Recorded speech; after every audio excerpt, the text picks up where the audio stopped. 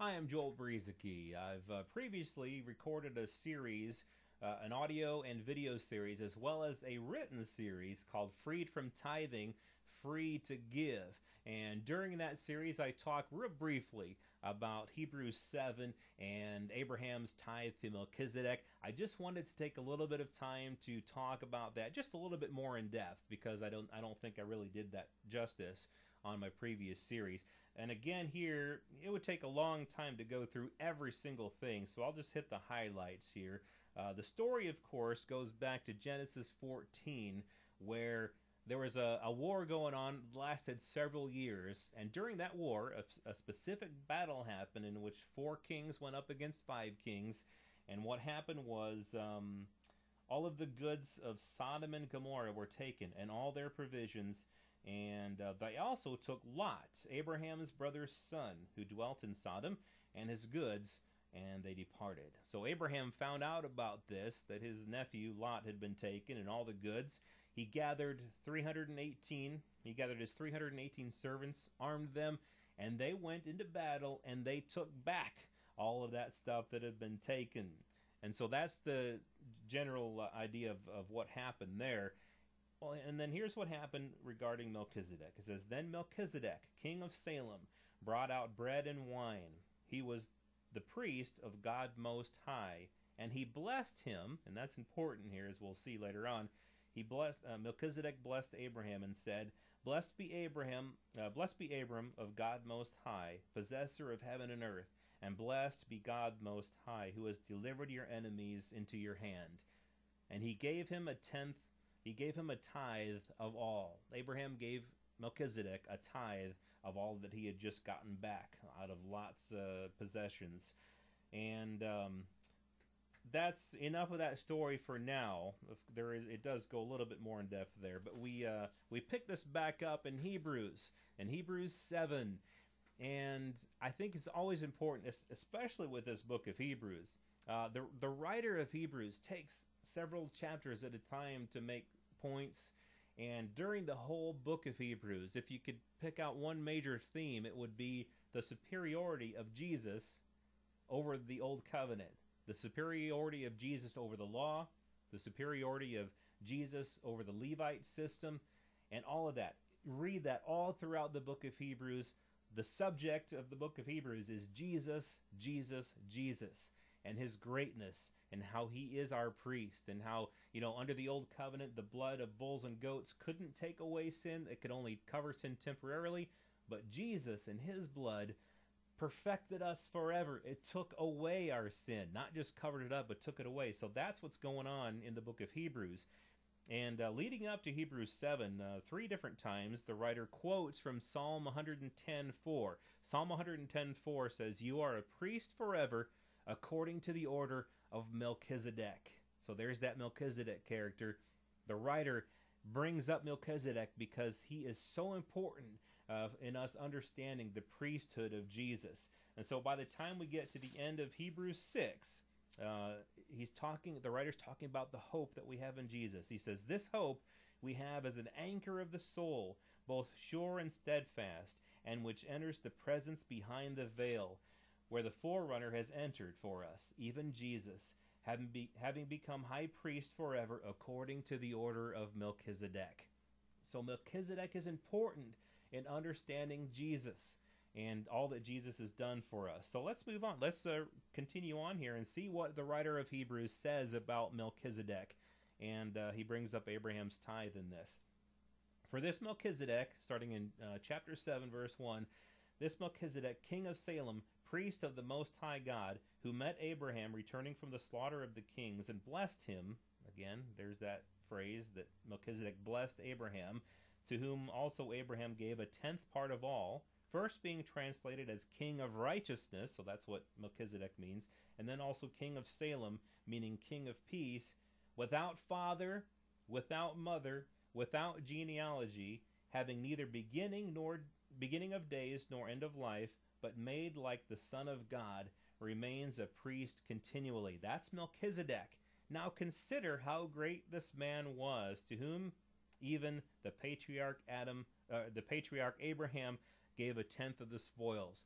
Right there, Now consider how great Melchizedek was. Very important here for us to understand how great Melchizedek was. And indeed, those who are of the sons of Levi who receive the priesthood have a commandment to receive tithes from the people according to the law, that is, from their brethren. Little bookmark here, we'll come back to that. What this is talking about is that under the law, there were 12 tribes of Israel. 11 of the tribes were given an inheritance by the Lord. They were given crops, land for crops and animals, so they could raise their own food. They could fend for themselves, so to speak. They could feed themselves. The Levites, God wanted them to focus on their priestly duties and certain functions, a long list of things that they were to do. God gave them no inheritance because he wanted them to focus on the things. He didn't want them to have to raise their own food, their own animals and crops. So he commanded the other 11 tribes to give a tithe of their food. That's what the tithes were. It was food.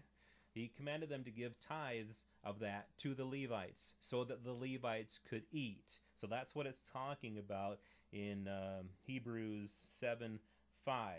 Indeed, those who are of the sons of Levi who receive the priesthood have a commandment to receive tithes from the people according to the law, that is, from their brethren, the other 11 tribes of Israel, though they have come from the loins of Abraham. But, it goes on here, he whose genealogy is not derived from them, that's Melchizedek, received tithes from Abraham and blessed him who had the promises. That's very important because he goes on, now beyond all contradiction, the lesser, that's Abraham, is blessed by the better. Consider how great Melchizedek is. The lesser, Abraham, is blessed by the better, Melchizedek. Here, mortal men receive tithes, but there he receives them. What it's talking about, remember, the book of Hebrews was written 2,000 years ago. It was written before the fall of Jerusalem.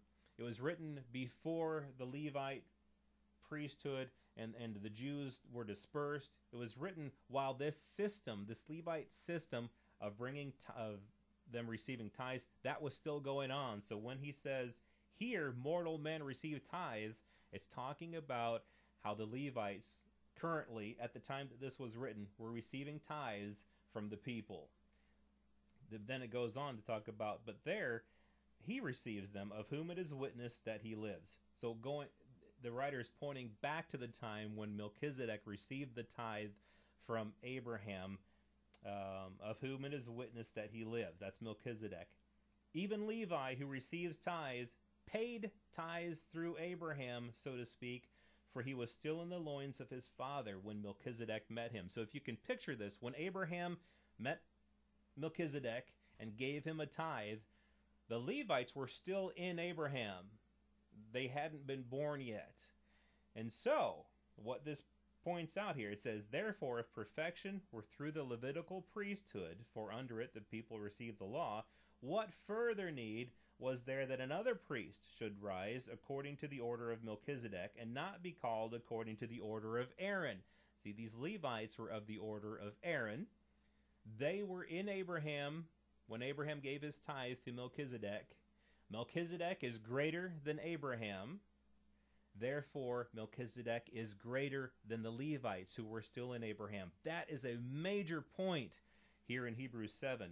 It's not talking about us tithing to Melchizedek or tithing to Jesus. It's talking about how the Levites who were still in Abraham had tithed to the greater Melchizedek because they were still in Abraham. And so the point here is that Melchizedek is greater than the Levites. Therefore, Jesus, who is of the order of Melchizedek, is greater than the Levites. For the priesthood being changed, of necessity there is also a change of the law. For he of whom these things were spoken belongs to another tribe. That's Jesus, belongs to another tribe from which no man has officiated at the altar. For it is evident that our Lord arose from Judah, of which tribe Moses spoke nothing concerning priesthood. So according to the law, the priesthood had to be of Aaron, but Jesus came from the tribe of Judah. So by law, Jesus couldn't be our high priest. But, and this is what is important about all this, what the writer is proving here is that Jesus, even though he didn't come from Aaron, but he came from Judah, Jesus is greater than the Levites. And it is yet far more evident if in the likeness of Melchizedek there arises another priest who has come, not according to the law of a fleshly commandment, but according to the power of an endless life.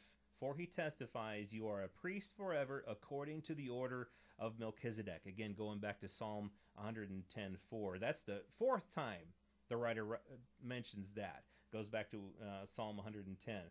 See this power of an endless life? We go back to Hebrews 7, the beginning of Hebrews 7, where it talks about Melchizedek being without father, without mother, without genealogy, having neither beginning of days nor end of life, but made like the Son of God, remains a priest continually. That's the order from which Jesus came, the order that has the power of an endless life and all of those great things. So what the writer is doing here, if I could just sum this up, he's got to prove that since Jesus didn't come from Aaron, but came from Judah, he's got to prove nonetheless that Jesus is greater than those who came from Aaron. Jesus is greater than the Levites. And so what he does is he uses Abraham's tithe to Melchizedek to prove that. See, again, this is not about us tithing. This whole passage really isn't about tithing. It's about the superiority of Jesus. And here's the summary. The Levites were in Abraham when Abraham gave his tithe to Melchizedek.